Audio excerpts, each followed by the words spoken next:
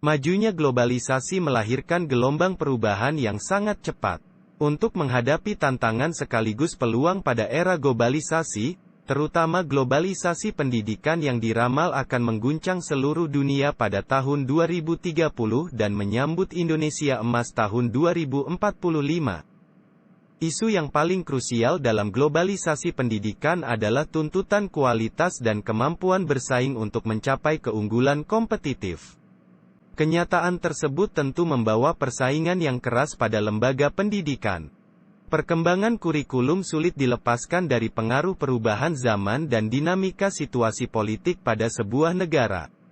Selain dikembangkan untuk kebutuhan masyarakat di masa mendatang, kurikulum juga ditentukan oleh kebijakan yang berkuasa.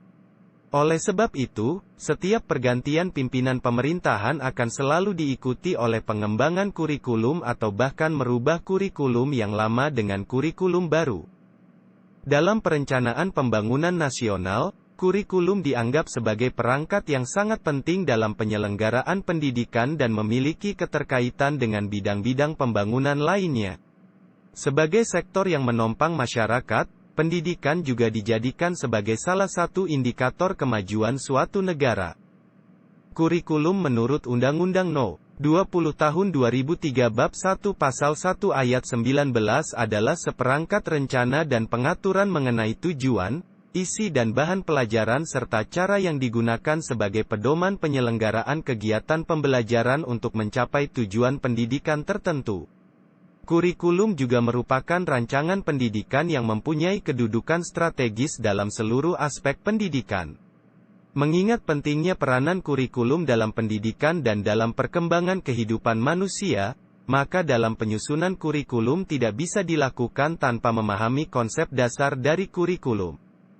Sebagaimana dijelaskan oleh Menteri Pendidikan, Kebudayaan, Riset dan Teknologi, Mendikbudristek, Nadiem Makarim menyampaikan rencana menerbitkan kurikulum baru yang dinamai dengan Kurikulum 2022 atau Kurikulum Merdeka. Nadiem menyebutkan kurikulum 2022 ini sudah diuji cobakan di 2.500 sekolah yang mayoritas bukan sekolah unggulan atau favorit dalam program sekolah penggerak.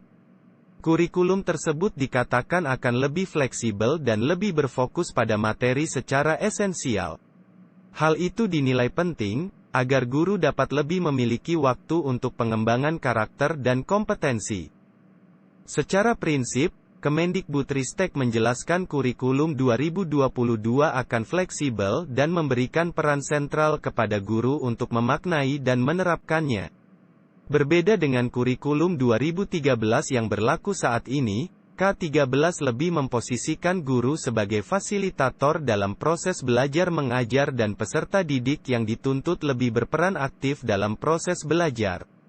Kiranya penerapan kurikulum 2022 akan berjalan seperti berikut. Di kelas 10 SMA, peserta didik menyiapkan diri untuk menentukan pilihan mata pelajaran di kelas 11, mata pelajaran yang dipelajari serupa dengan di SMP. Di kelas 11 dan 12 SMA, peserta didik mengikuti mata pelajaran dari kelompok mata pelajaran wajib dan memilih mata pelajaran dari kelompok MIPA, IPS, bahasa dan keterampilan vokasi sesuai minat, bakat serta aspirasinya.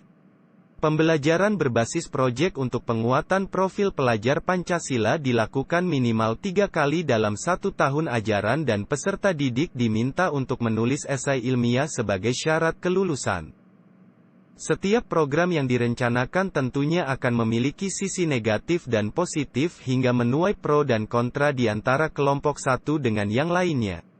Sama halnya dengan penerapan kurikulum 2022, beberapa dari lapisan masyarakat ada yang menerima dan menolak rencana menteri tersebut. Mulai dari lembaga sekolah hingga kalangan pendidik, mahasiswa dan siswa banyak yang menyuarakan pendapatnya mengenai sistem kurikulum merdeka mendatang. Beberapa opini pro mengenai kurikulum 2022 disebutkan oleh beberapa masyarakat pada kolom komentar web artikel berita. Dikutip dari teblaemblaem.com, ada seseorang mahasiswa melontarkan pendapat pro-nya, "Saya di sini mahasiswa semester 7. Saya sangat setuju dengan keputusan Bapak Menteri. Namun dengan catatan, Apabila ada murid yang labil terhadap pilihan mereka, hendaknya pihak sekolah terkait adakan FGD, Focus Group Discussion, kemudian dilengkapi dengan brosur yang nantinya ditujukan kepada kedua belah pihak antara murid dan wali muridnya. Diberikan kepada murid, agar mereka bisa memahami bahasan pada waktu FGD tersebut. Kemudian diberikan kepada wali murid. Apabila murid tersebut tidak memperhatikan apa yang disampaikan di FGD, wali murid dapat menjelaskannya kembali. Dan sebelumnya, diadakan pertemuan wali murid dengan pihak sekolah, agar wali murid tidak memberikan tekanan terhadap pilihan murid tersebut. Jujur, waktu tamat SMA saya berpikir, untuk apa materi sebanyak ini, dan setelah lulus saya hanya menekuni beberapa bidang. Dan tidak semua prodi yang ada di universitas ada mata kuliah yang berkaitan dengan mata pelajaran di SMA.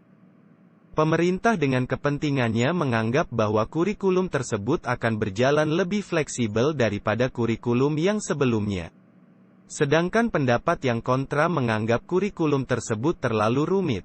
Seperti seorang siswa yang mengeluh akan banyaknya mata pelajaran yang harus dipelajari saat kelas 10 serta pendapat mengenai terburu-burunya kebijakan tersebut dilaksanakan menimbulkan ketidakefektifan penerapannya bagi beberapa sekolah. Aspek terakhir dari teori konflik Dahrendorf yaitu hubungan konflik dengan perubahan. Maksudnya adalah dengan terjadinya konflik dalam masyarakat, maka hal tersebut pasti membawa perubahan dan perkembangan dinamika dalam kehidupan. Tujuan utama dari penerapan kurikulum 2022 adalah mengembangkan potensi serta keterampilan siswa dalam bidangnya masing-masing. Mendikbudristek juga menegaskan kembali untuk mata pelajaran sejarah tidak akan dihapuskan.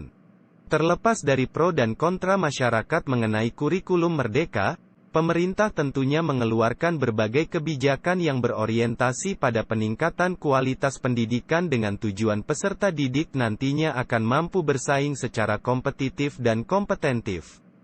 Pengembangan kurikulum ke arah yang lebih baik memang dibutuhkan agar pendidikan di Indonesia mampu memenuhi kebutuhan masyarakat di masa yang akan datang. Dalam perubahan yang terjadi, tentu akan memiliki kelebihan serta kekurangan dalam implementasinya.